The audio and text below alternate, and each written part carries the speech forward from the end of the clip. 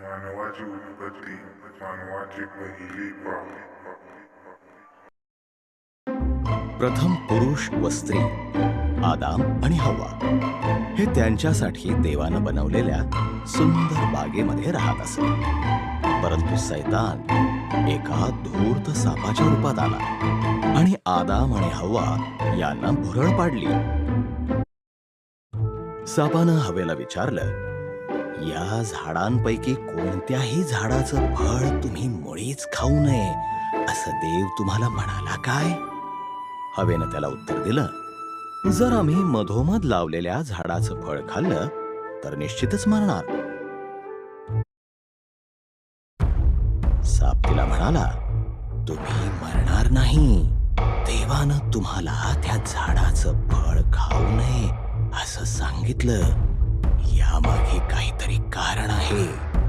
तुम्ही जर ते खाल्लं तर तुम्ही देखील देवासारखे व्हाल. त्याला जे काही माहित आहे ते सर्व तुम्हाला देखील कळेल. हवेनं त्या झाडाचं फळ खाल्लं. आदाम तिच्या सोबत होता. त्याला देखील तिनं त्यातून काही दिलं. त्यानं देखील ते खाल्लं. त्याच क्षणी त्यांना अशा गोष्टी कळाल्या ज्या अगोदर त्यांना कधीही माहीत नव्हत्या. त्यांना समजलं की ते नग्न आहेत. झाडांची पानं एकत्र शिवून त्यांनी स्वतःला झाकलं. या अगोदर त्यांना कधीही भीती अथवा लाज जाणवली नव्हती. म्हणून काहीतरी चुकलं आहे हे त्यांना कळालं. देवानं हाक मारली, आदामा, हव्वा. आदाम म्हणाला, आम्ही लपलो आहोत, आम्ही नग्न आहोत.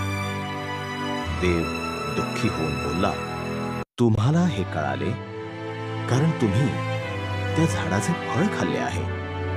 मग आदामानं हवेला दोष दिला आणि हवेनं सापाला दोष दिला.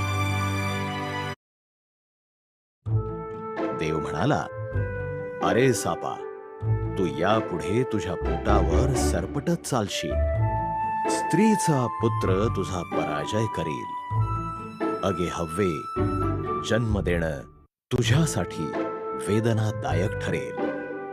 हे आदामा, अन्नधान्य उगवणं तुला कठीण जाईल.